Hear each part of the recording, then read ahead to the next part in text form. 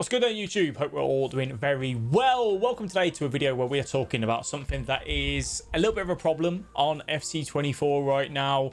It's not hit the whole community. I'd say it's more at the top level, and it's something that essentially is meaning when you are being pressed, there is very much an easy way out. Now, we know on FC24, when you want to come to switch the ball to fullbacks, it got made a lot easier this year because of the automatic overload ball side that they introduced on next generation of consoles, essentially meaning that when the ball is on the top side of the screen, the right back on the opposite side for the opponent would tuck into the middle, meaning that they had the left back completely free, which is one of the reasons why the 4-3-2-1 is so strong, because they have that extra player available to switch from the right back to the left back who's on join the attack. The opponent's right back is trying to cover two players. It makes it really difficult, and the fact that you can play that ball with such ease in the first place is obviously something that's been a problem.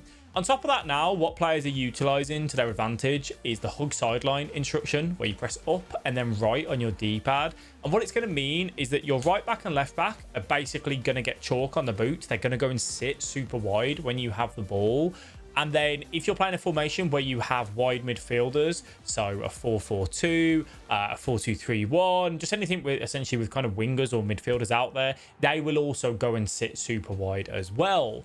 If you are running like a 4-1-2-1-2 narrow, for example, it would only be the right back and left back available for that switch. Now, why is this an issue? Well, essentially, when you are being pressed, let's say you have the ball with your left centre back, and you'll be seeing a load of examples here. You have the ball with your left centre back. It stays there for a couple of seconds.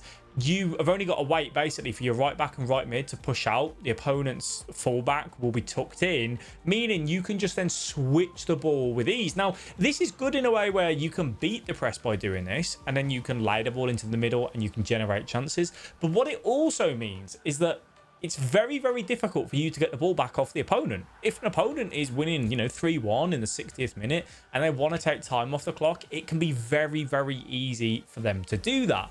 One of the ways that, I would advise to go around that is to then run a 4-2-4 to try and cover the left back and the right back switch and put your right wing, left wing on stay forward. But then it means that they've got the ability to pass the ball into the middle because you've only got two players in the middle and no midfielders dropping back. And there's a lot of issues kind of with there. Now, to me, it is a problem on the game. I think it is very much going to put people into a position where they're going to feel frustrated because you can't really get rewarded for the press because they can just get out with it with ease. And then players that aren't utilizing it because they're going to go, I don't want to use something that's an overpowered mechanic, they're then just going to get boxed in by the press because the press is super strong right now. So many people still running the 46 depth and above to get the automatic AI press, and then 71 depth to get that automatic offside trap. Combining that with maybe running press on possession loss or heavy touch, aggressive interceptions, because we're at a stage of the game now where stamina, most cards have got ridiculous stamina stats, meaning you can press for longer, you can run aggressive setups and not really be punished for it as much. And the fact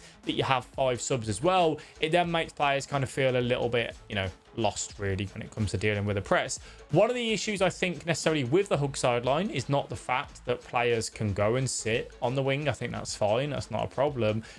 For me, the issue that we have is that anyone can play these balls really. You can hold down square to just get a simple switch. You can do the manual switch with R1 square. You can hold down square to get the assisted switch, and then hold R1 before you release the ball to get an assisted manual lob pass, essentially, which means you can get it further on it. And there's a whole array of issues with that in itself anyway, but it just makes it so much easier for people to switch the ball when you've got a player that maybe doesn't even have the greatest passing stats, maybe has silver long ball, and it's bang, they can pick out these 50-yard switches of the ball, stuff in real life that would just be absolutely like, wow, look what Arnold has just done, that's crazy. So I thought I'd bring it to your attention because you might be wondering, how are people doing it and why are they doing it, and how you can kind of utilize it to yourself as well should you wish to. All right, let me know what you think to it in the comment section below, and how would you go about fixing it if you were EA. We'll catch all of you in the next one. Bye bye.